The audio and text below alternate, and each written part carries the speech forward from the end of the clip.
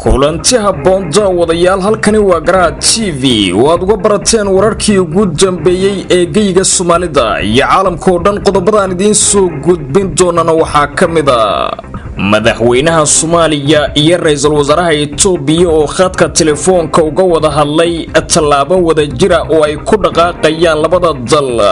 Somaliland oo uga digtay dawladda Soomaaliya inay diiwaan gashato kiisaska coronavirus ee deegaanada Somaliland sheegtayna inaysan lahayn awood ay ku joojiso qaadka soo galaya deegaanadeeda dad qabay xanuunka COVID-19 oo ka baxsaday xarun karantiil oo dawladda Kenya ay ka dhistay xuduudda Soomaaliya ururka al-shabaab oo shaaciyay in ay weli nolosha ku hayaan laba dhaqtar oo u dhalatay dalka Kuuba oo ay kol hore ka soo afduubteen dalka Kenya isbitaalada gaarka loo leeyahay ee magaalada Muqdisho oo ku dhaqaaqay talaabo aan farxad gelinaynin dadka rayidka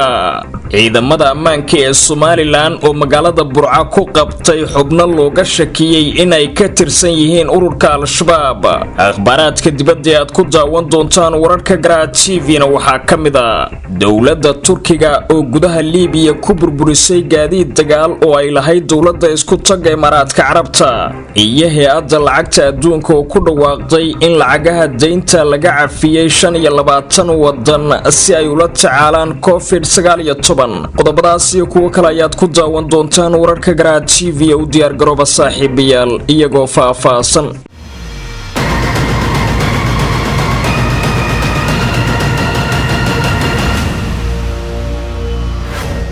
isku soo noqod habboon mar kale daawadayaal halkani waa Garaad TV xasuusna haddii aad joogtid waqtiga salaada soo guda waajibka alle ku saaran dibna ugu soo laabo daawashada muuqaalkan xarunta Daarul Xufaad waxa ay si online u bixinaysaa xifdinta Quraanka Kariimka iyo axaadiista waxayna ku taala magaalada Hargeysa haddaba haddii aad danaynaysaan adiga iyo ubadkaagu qaabkaasi online-ka ah la xiriir lambarada shaashada kaaga muuqda madaxweynaha Jamhuuriyadda Federaalka ee Soomaaliya Mudane Maxamed Cabdullaahi Farmaajo ayaa wada xaajood dhanka telefoonka waxa uu la yeeshay ra'iisul wasaaraha wadanka Itoobiya Dr. Abiy Ahmed madaxweyne Farmaajo ayaa fariin uu soo dhigay bartiisa Twitterka waxa uu ku shaaciyay in ay ka wada arrinsadeen isaga iyo ra'iisul wasaaraha Itoobiya arrimo ku saabsan la dagaalanka safmareenka coronavirus kaasoo labada dalba farabaan ku haya qoraalka uu baahiyay madaxweyne Farmaajo ayuu ku sheegay in ra'iisul wasaaraha Itoobiya uu la yeeshay wada sheekaysi dhinaca telefoonka kaasoo ay uga wada hadleen sidii labada dal ay u qaadi lahaayeen talaabooyin wada jira oo looga hortagayo COVID-19 waxa uu sheegay inay isla qaateen in la qaado istiraatiijiyad lagu badbaadinayo nolosha shacabweynaha labada dal isla markaana ay isla garteen in wada shaqayn buuxda ay dhex marto dalalka Soomaaliya iyo Itoobiya si ay awood ugu yeeshaan inay xakameeyaan xanuunkaasi wada xaajoodka labada hogaamiye ee Soomaaliya iyo Itoobiya waxa uu ku soo aaday xilli maalmihii la soo dhaafay ay cabasho xoogan ka imaanaysay shacabka ay ka taagnayd deegaanada Soomaalida ee xuduudka la leh wadanka Itoobiya taasoo ku aadan in laga joojiyo qaadka ka imaanaya gudaha dalkaasi Itoobiya madaxweyne Farmaajo iyo ra'iisul wasaaraha wadanka Itoobiya ayaa isla gartay in laga wada shaqeeyo sidoo kale dhinacyada amniga isla markaana labada dal ay isku gacan siiyaan sidii looga hortagi lahaa falalka dhinaca amni darrada wadamada Geeska Afrika ayaa dadaal ugu jira ka hortagga xanuunka dilaaga ah ee coronavirus waxaana wadamada ku bahoobay urur goboleedka IGAD ay horay u yeesheen wada hadallo ku aadan sidii ay iskaga kaashan lahaayeen la dagaalanka xanuunkaasi dhinaca kale ra'iisul wasaaraha Itoobiya Dr. Abiy Ahmed ayaa isaguna bartiisa Twitterka waxa uu kaga hadlay nuxurka wada hadalkii dhex maray isaga iyo madaxweynaha Soomaaliya Maxamed Farmaajo Somaliland ayaa ku eedeysay dawladda federaalka ee Soomaaliya inay faragelin ku hayso arrimaheeda gudaha gaar ahaan xaaladda xanuunka COVID-19 Somaliland ayaa si gaar ah u soo qaadatay noqotay sida ay sheegeen markii wasaaradda caafimaadka ee Soomaaliya ay ka hadlaysay dadkii ugu dambeeyay ee laga helay xanuunkaasi COVID-19 oo ay ka been sheegtay dadkii laga diiwaan geliyay deegaanada Somaliland. wasaaradda caafimaadka ee dowladda Soomaaliya ayaa dhawaan sheegtay in 35 kiis laga helay guud ahaan dalka, waxaana sidoo kale qoraalkeeda ay ku sheegtay in 3 qof oo kamid ah dadkaasi laga helay deegaanada Somaliland. laakiin wasiirka wasaaradda warfaafinta ee Somaliland oo warbaahinta kula hadlay magaalada Hargeysa ayaa waxa uu sheegay in wasiiradda caafimaadka ee dowladda Soomaaliya ay ka been sheegtay dadka qaba xanuunkaasi ee deegaanada Somaliland. dhanka kale waxa uu ka digay dowladda Soomaaliya in ay soo faragashato arrimaha gudaha ee Somaliland, gaar ahaan marka laga hadlayo kiisaska cusub ee la xiriira xanuunkaasi deegaanada Somaliland. waxa uu sheegay inaysan jirin cid ay Somaliland u daba fariisanayso inay dadkeeda u diiwaan geliso, isla markaana Somaliland ay la tacaamuli doonto caalamka intiisa kale oo ay ka sugayaan inay soo gaarsiiyaan gargaar ku aadan qalab caafimaad oo looga hortagayo xanuunkaasi. wasiiradda caafimaadka ee dowladda Soomaaliya Marwo Fawziya Abikar Nuur ayuu ku eedeeyay in ay warar propaganda ka tabinayso deegaanada Somaliland, isagoona ku baaqay in arintaasi la joojiyo. dhinaca kale Somaliland ayaa ka hadashay sababta aysan qaadka uga joojinin deegaanada Somaliland xilli uu xanuunka coronavirus-ka ku faafayo gudaha deegaanada Somaliland iyadoo uu ka imaanayo qaadkaasi gudaha wadanka Itoobiya. Somaliland ayaa sheegtay inaysan gabi ahaanba awoodin joojinta qaadka uga yimaada dalka Itoobiya oo aysan waqtigani haynin xukuumadda madaxweyne Muuse Biixi Cabdi awoodii ay isku hortaagi lahayd qaadkaasi ka imaanaya dalka Itoobiya. wasiirka wasaaradda warfaafinta ee Somaliland Saleymaan Koore ayaa si cad u sheegay arinkaasi, isagoo bulshada ka dalbaday inay sameeyaan ciidamo si mutadawacnimo uga shaqeeya joojinta qaadka ka soo galaya dhinaca Itoobiya. wasiirku waxa uu hadalkiisa ku sheegay in joojinta qaadku ay u baahan tahay ciidamo si mutadawacnimo arintaasi uga qayb qaata, isla markaana laga soo ururiyo guud ahaanba deegaanada Somaliland, kuwaasoo iskugu jira ciidamo bilis ah isla markaana qaada tallaabooyin ay xuduudaha dalka uga ilaalinayaan qaadkaasi inuu soo gudbo. Somaliland ayaa horay u sheegtay inaysan qaadka u joojinaynin maadaama oo ay dad badan ku tiirsan yihiin ka ganacsiga qaadka, isla markaana aysan haynin dhaqaalo ay dadkaasi ku maareyso xukuumadda madaxweyne Biixi. xukuumadda madaxweyne Muuse Biixi Cabdi ayaa u muuqata mid aan weli si dhab ah u daraasaynin in xanuunka coronavirus-ka oo dunida si weyn ugu baahaya la iskaga gudbin karo qaadka ka imaanaya dhulweynaha Itoobiya oo laga diiwaan geliyay kiisas badan oo xanuunkaasi ah. wararka aynu ka helayno xuduudda dalalka Soomaaliya iyo Kenya ayaa ku waramaya in dad qaba xanuunka COVID-19 ay iskaga baxsadeen xero lagu karantiilay oo ku taala degmada Mandheera. maamulka magaalada Mandheera ayaa shaaca ka qaaday in 32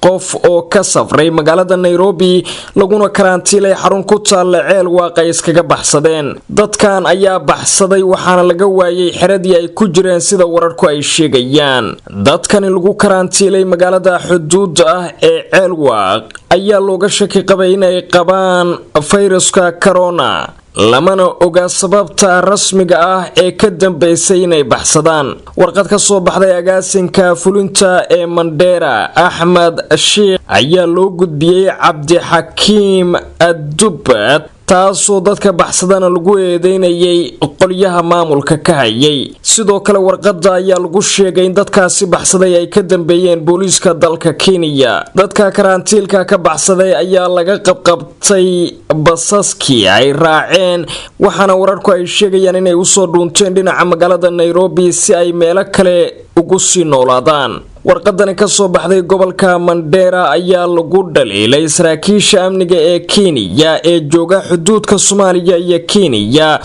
kuwaasoo la sheegay in iyaga oo u jeeda dadkaasi ay fakadeen islamarkaana iskaga tageen xaruntii lagu hayay ee xuduudka labada dal. warqadda ayaa sidoo kale lagu su-aalay sababta dadkani loo sii daayay loogana fikiyey xaruntii ay ku karantiilnaayeen ee deegaanka xuduudda. dadka qabay xanuunka coronaviruska ee ka baxsaday xarunta karantiilka ee Ceelwaaq ayaa tiradooda lagu sheegay 32 ruux kuwaasoo xanuunka ka keenay dhinaca caasimada Nairobi. agaasimaha degmada Mandheera Axmed Sheikh ayaa saraakiisha uga digay inaysan khatar gelinin nafta dadka caafimaadka qaba ee deegaanada xuduudka, wuxuuna ku booriyay inay ka fiirsadaan inay mar kale dhacaan ficilo noocan oo kale. wakaalada wararka dalka Spain EFE ayaa ku warantay in 2 dhakhtar oo u dhalatay dalka Cuba islamarkaana al-shabaab ay kol hore ka afduubteen gudaha dalka Kenya weli lagu hayo nolosha. sargaal magaciisa lagu sheegay Maxamed Macalin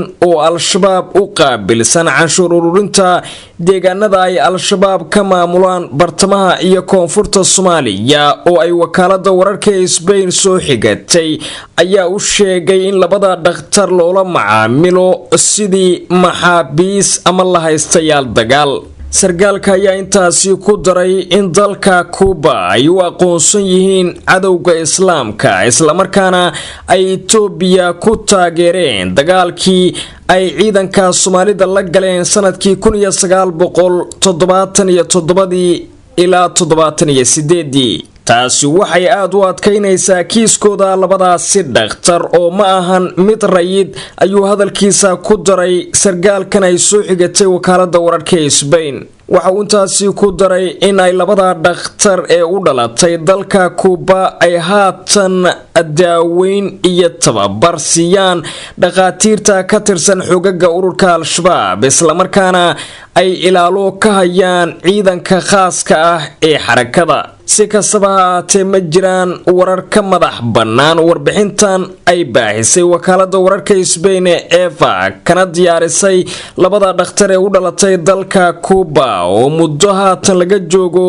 1 sano ka hor laga afduubtay gobolka waqooyi bari Kenya. 2 dhakhtar ee u dhalatay dalka Cuba islamarkaana lagu kala magacaabo Landi iyo Asel ayaa waxay ka mid ahaayeen 100 dhaqaatiir Cuban ah oo sanadkii 2018 ka shaqo bilaabay gudaha dalka Kenya. hase yeeshee 2 ka mid ah ay al-shabaab kala soo cirbiyeen gobolka waqooyi bari Kenya. wakaalada wararka ee Spain waxay sidoo kale samaysay xog ururin ku aadan qaabka ay u nool yihiin 2daasi dhakhtar oo haatan aan la ogeyn halka ay sida rasmiga uga nool yihiin gudaha dalka Soomaaliya oo kooxdu ay ula soo gudubtay, waxaana warbixinteeda ay ku sheegtay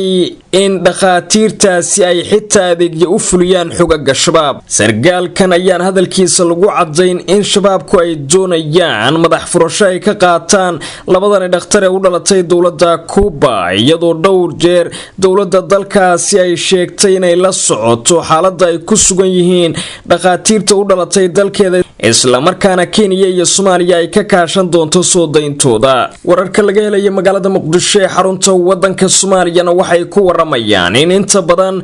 isbitaalada gaarka loo leeyahay ee magaalada Muqdisho ay joojiyeen qaabilaada bukaanada cusub ee yimaada isbitaaladooda. wararkaan helnay ayaa sheegaya in maamulada isbitaalada ay ilaaladooda ku wargeliyeen in aysan soo daynin bukaan cusub xitaa dumarka foosha ah sabab la xiriirta cabsida COVID-19. dhowr qof oo haatan ku xanuunsan magaalada Muqdisho ayaa tagay isbitaalada qaar waxaana loo sheegay inaan la qaabili karin sabab la xiriirta cabsida COVID-19 oo ku sii baahaya gudaha dalka Soomaaliya. isbitaalada Digfeer iyo Aadan Cadde ayaa la xiray kadib markii lagu arkay kiisas cusub oo xanuunkaasi ah, waxaana soo gaaray khasaare ballaaran sababtoo ah bukaanadii dhan ayaa ka baxay, kuwa cusubna kuma dhiiran karaan. marka sidaas darteed ayay ku dhawaaqeen inay joojiyeen adeegyadii ay ka hayeen gudaha dalka. hadda Muqdisho isbitaalada waaweyn ee sida gaarka loo leeyahay ma jirto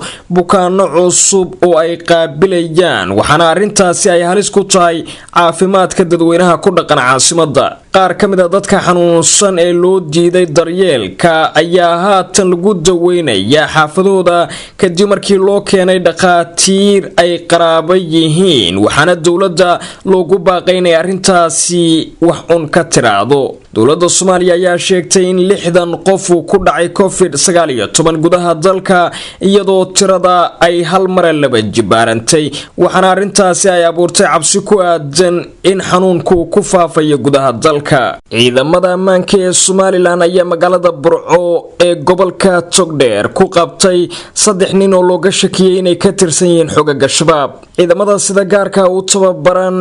ee RRU-da loo yaqaano ee Somaliland ayaa 3 nin ku qabtay kontaroolka galbeed ee magaalada Burco iyagoo doonayay inay u soo gudbaan dhinaca caasimadda Somaliland ee Hargeysa. wararka ka soo baxay magaalada Burco ayaana sheegaya in 3 nin ee la qabtay ay wateen gaari nuuca loo yaqaano noohada waxaana dad goobjoogayaali markii la qabanayay ay warbaahinta u xaqiijiyeen in raggani laga helay gaarigooda 4 qori oo ah nuuca AK-47 iyo rasaas gaaraysa 2 darsin. wararka ayaa waxay intaasi ku darayaan in raggani la qabtay ay ka yimaadeen dhinaca iyo magaalada Gaalkacyo ee xarunta gobolka Mudug waxaana ciidamada